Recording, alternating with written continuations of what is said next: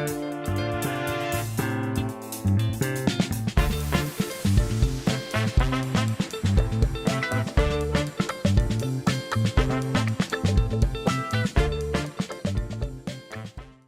welcome to the Sit Down with Stephen Taylor. Thank you very much for joining us today, and honored to have the lovely Cindy Sheedy Walker, Sales and Marketing for Extraordinary. Hello, Cindy. Thank you for joining us. Thanks, Stephen. Lovely to join you today. So before we get into the nitty-gritty about what you do, let's first go back to who Cindy is. Where were you born? Where did you grow up? Tell us a bit about you. Oh, wow. Just turned 50, so it was a while ago. And Oh, wow. I'm from Mpumalanga, in actual fact, homebred. I went to school here. My parents actually own a little lodge at the Crocodile Bridge gate of Kruger National Park. So I grew up on the doorstep of Kruger, riding horses, living a farm life, etc., and developing a passion for the bush, basically, for Kruger in particular. Wow. So that's where your love for nature and kind of the industry that's where it originated from. Absolutely, yes, yeah. My grandfather actually purchased a property many years ago, and yeah, we've always been involved and always been really big Kruger enthusiasts. As a child growing up at Elephant Walk, we did actually half the time didn't even have a fence between the lodge and Kruger. So we'd have lions in our garden, buffalo falling into the swimming pool, elephants in the vegetable garden. Wow. So I had a very interesting childhood growing up. Oh, sure. That's very hectic. You know, I've never been to the Kruger National Park, so that's one thing that I want to put on my bucket list one day. But tell me about Extraordinary. What, as a company, what is that? So Extraordinary is a collection of luxury lodges and hotels in Southern Africa. The brand was actually born about 11 years ago now. And it's a collection of properties that I had worked with in the past in my previous business, and who literally created a collection together. So today, Extraordinary is actually a property ownership group. So the main holding company, not the marketing company, actually owns all of the South African product that is currently in the Extraordinary portfolio. We do also have a very close affiliation with a company called Africa Alberta Tourism in Victoria Falls. So there we have 4 different properties and 2 restaurants in Victoria Falls as well that are our Zimbabwean partners. Yes. Is that still operating? Is Victoria Falls still operating? Indeed, they have been operating, and things are actually just looking up for Victoria Falls at the moment. We're very excited to say that the frontline hospitality staff in the whole of Victoria Falls have been vaccinated with the first round of vaccinations. And that was a decision taken by the government to support tourism, which is obviously a big player as far as economy goes, the country's economic activities. So a really exciting development. And then hand in hand with that, we have the announcement that 3 airlines will be servicing Victoria Falls imminently, either have just started mid-March, and through into May, we're seeing British Airways servicing Victoria Falls out of Johannesburg again, and then SA Airlink or Fly Airlink directly out of Cape Town into Victoria Falls. And I think by the beginning of June, there'll be a connection between Kruger, Mpumalanga Airport and Victoria Falls as well. So access is opening up into Victoria Falls.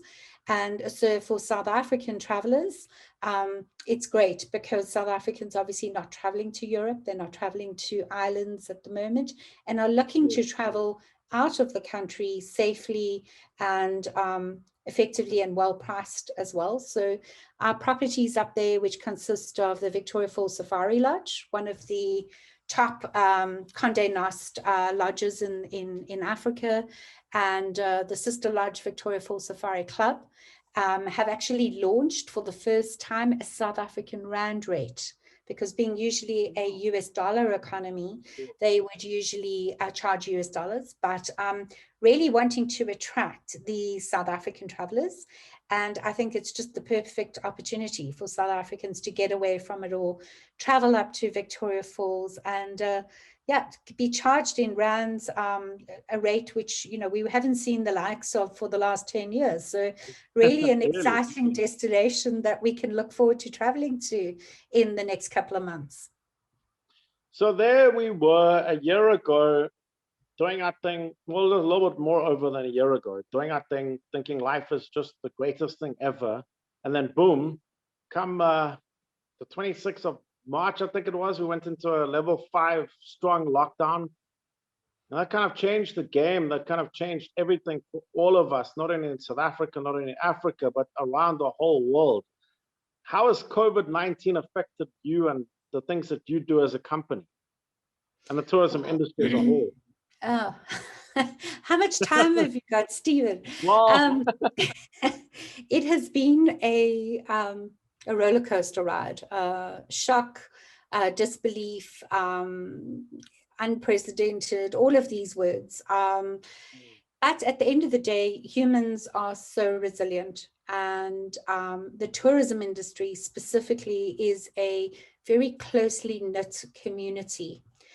We've seen incredible efforts from hotels, lodges, tour operators, tour guides across the country pulling together.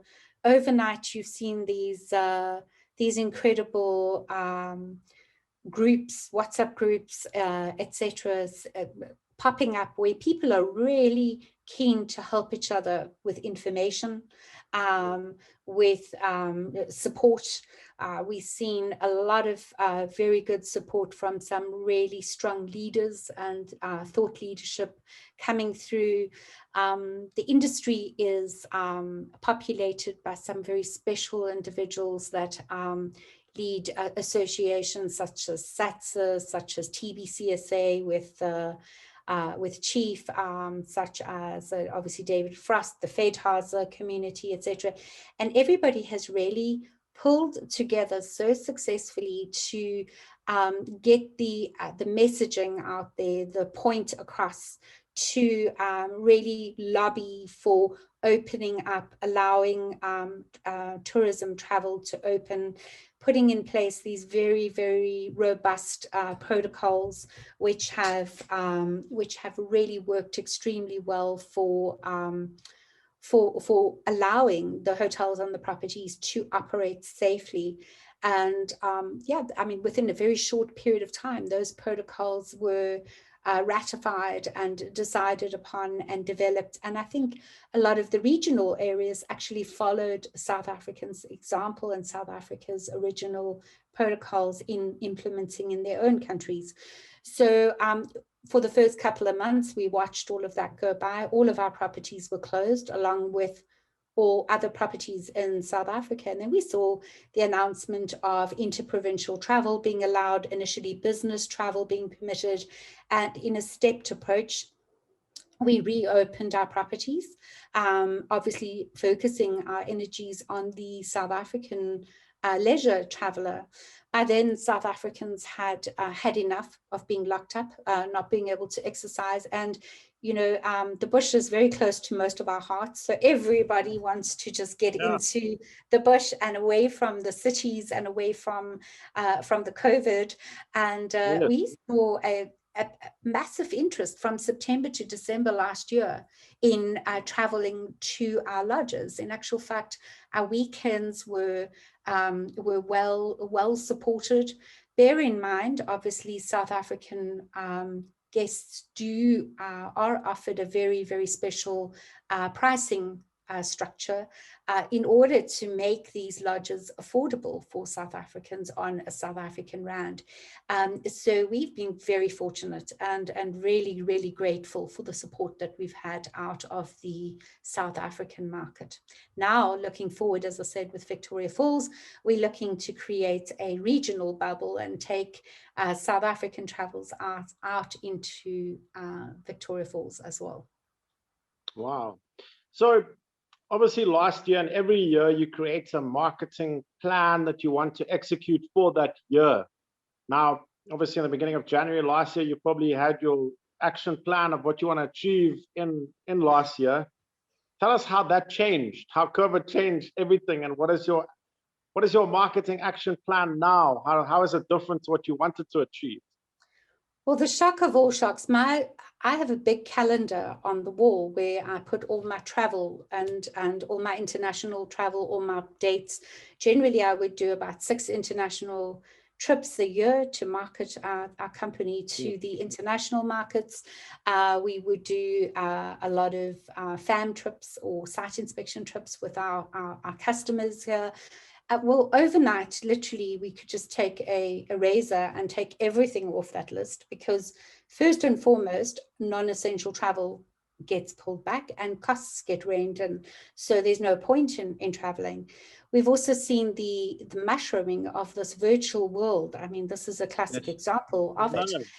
Exactly. And I've just completed a wonderful virtual exhibition called Our Africa, in which I think there were over 600 worldwide buyers. There were 300 exhibitors, fabulous product from all over Africa. And we literally started in Australia time at about 4 a.m. in the morning or 3 a.m. in the morning. And the 2-week show, you could go through until 9, 10 p.m. with the American and South American clients. And every 15 minutes, you would be scheduled to meet with another client or customer. I sat at my dining room table for most of those 2 weeks doing these meetings, and successfully had over 150 meetings during that time. So things have changed. Getting on a plane and traveling to Europe with a suitcase and taking paper brochures around on trains and standing at exhibitions, well, that's certainly out of the business plan for the year. More and more interest and importance has fallen into creating important content and interesting content at our properties.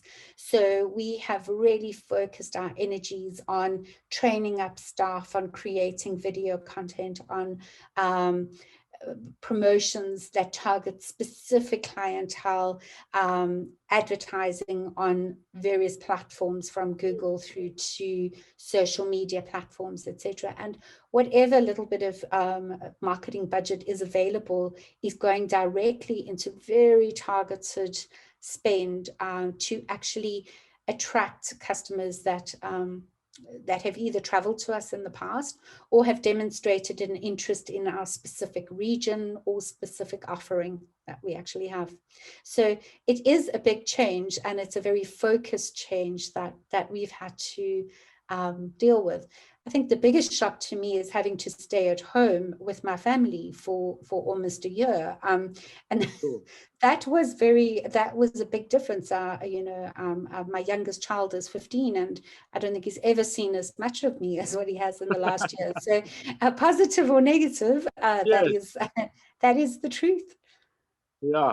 Yeah, it has been a hectic year, and I see that sadly some hotels have actually closed down, which has been really, really sad for the industry. And just tell us how much of an impact the tourism industry has on the economy as a whole in South Africa, because I don't think the public understand how important the industry is.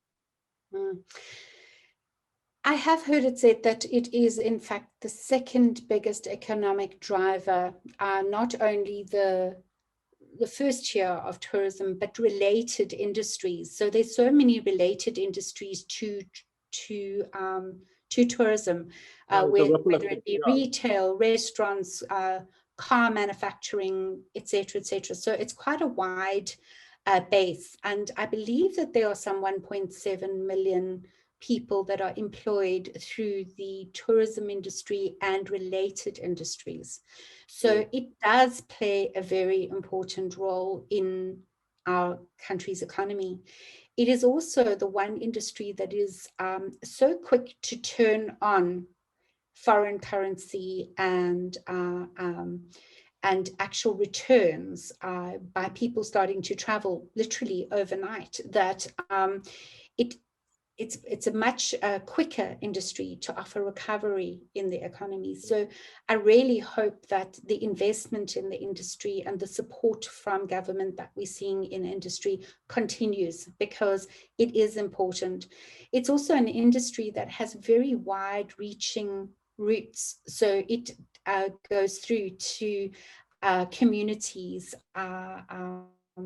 previously disadvantaged areas, upliftment of social and conservation areas that require it. So it has got a lot of really positive opportunities.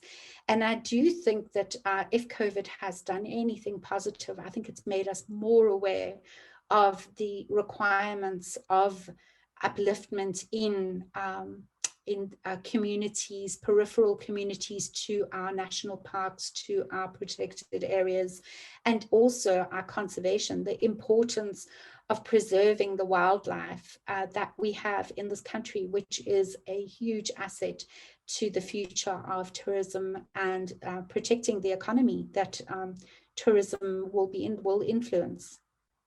That's so very true. So we hear the saying support local, but that is now even more important than ever when it comes to the tourism industry, because really South Africans should be supporting South Africans. And if you want to take a trip away, support local, support South Africa, go visit Zimbabwe, the Victoria Falls, or just try and bring it more home and explore what the amazing things that we have here. I think that is so important now for us to understand, and that we, as you say, we don't need to jump on an airplane and go travel thousands of miles or kilometers. We've got amazing places we can go right here.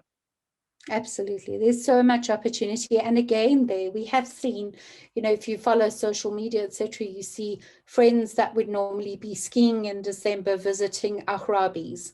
And you see people doing cross-country trips during the just after lockdown, whilst children weren't at school, with kids doing homeschooling and traveling for 3 weeks, or actually no, a lady, I think she traveled for 3 months with her 2 daughters, traveling to all the different areas and towns of the country and really exploring our country. There's so much to see and so many areas that we haven't had the opportunity to travel to. So I do think that is happening, and I think South Africans are so aware and becoming more and more aware of what they have right available on their doorstep.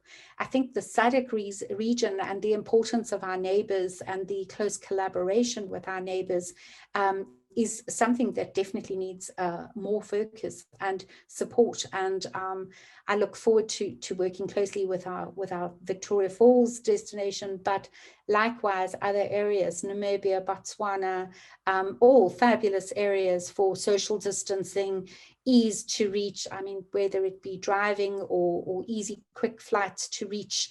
And, I think the big thing is people are nervous of all the COVID tests and the safety, etc. I think that the tourism industry is so well aware of these protocols that have become the new norm. I mean, one doesn't even consider getting out of your vehicle without putting on a mask.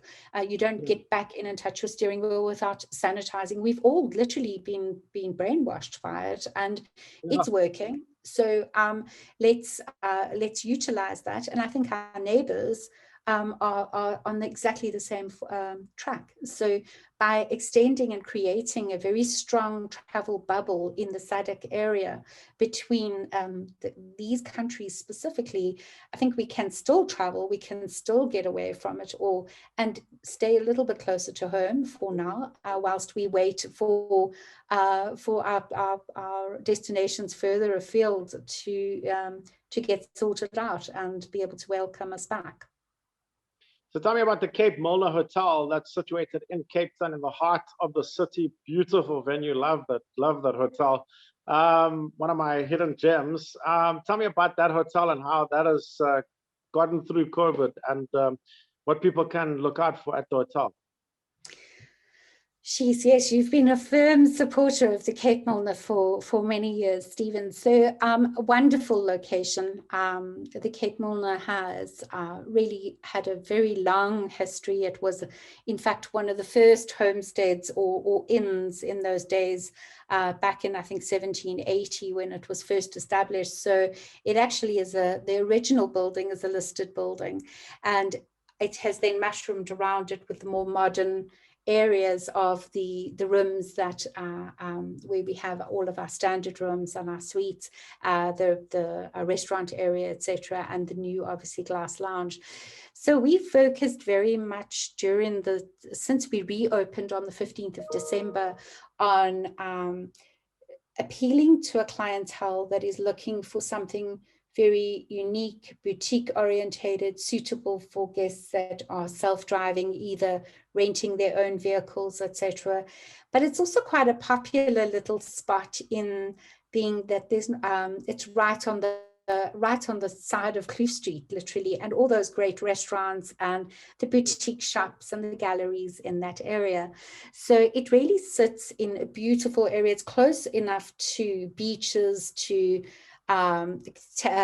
Table Mountain, to the shopping areas, to waterfront, but it's also far enough away to just feel that little bit of intimacy and seclusion that Kloof actually has. So it's quite a popular area with Cape Townians. And we do obviously have that lovely outdoor pool deck, the outdoor terrace. We've got the glass lounge, which is a really popular cocktail bar, lounge, tea venue. And so we've developed some very nice products and some very nice promotions over whether it be Valentine or an Easter breakfast, or, what's coming up will be Mother's Day next, and then Father's Day, etc., to attract the Cape Town market as well to visit us as a destination. And so it's done quite well from that perspective. We are obviously a hotel that works very well with small groups, because it's quite small. It's only 45 standard rooms, 10 luxury rooms, and the 2 suites, of course. But we've also done some really nice family packages in which we offer kids a complimentary stay, sharing in their own adjoining bedroom to parents. Now, that's quite a unique offering, but because of our occupancy being quite low, it makes sense. And attracting families is obviously lovely for us, especially now with Easter coming up. It's good to have some kids around as well. Very, very strict protocols in place, fabulous restaurant and dining opportunities available as well. So definitely Cape Milner is stronger than ever. And we just literally looking forward to a busy April, if possible, as busy as possible. And towards the end of 2019, we had in fact just completed a big revamp and refurbishment or refashioning of all of our luxury rooms, and built from top to bottom these new incredible bathrooms with these stunning Italian finishes throughout. And the sad part was we never got to recoup anything on that. So we're hoping that the first moment that international travel starts coming back, the fact that we're ahead with our development plans will stand us in good stead. I think it will, absolutely. Also, something that's happening at the end of April is obviously the One People International Film Festival. So if people are wanting to come to Cape Town to experience the film festival or to experience Cape Town, they can also stay at the Cape Milner Hotel. There's a nice rate that you guys have put together. So thank you for that. Tell us about that.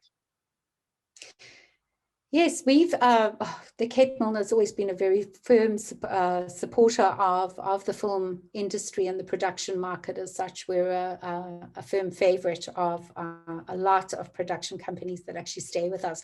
So we were quite excited to be approached to be a partner with the film festival that's coming up at the end of April.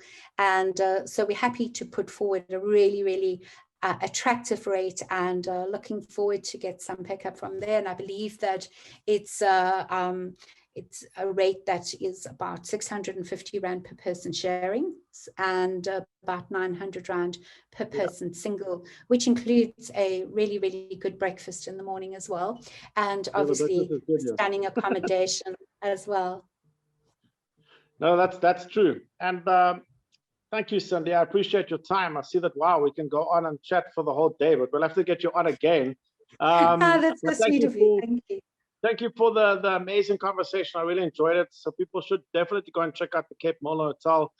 Just search for that on Google and find out all the details. Cape Milner Hotel.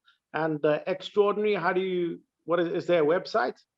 Yes, so Cape Milner is capemilner.com, and Extraordinary is extraordinary.co.za. All the properties are listed on there. You can book online. And yes, please do find us on our websites. Support local, absolutely. Thank you, Cindy Sheedy Walker from Extraordinary, and of course, dealing with Cape Milner Hotel as well. Thank you for your time, and keep up the good work that you are doing. Thanks, Stephen. Appreciate it. Have a good day.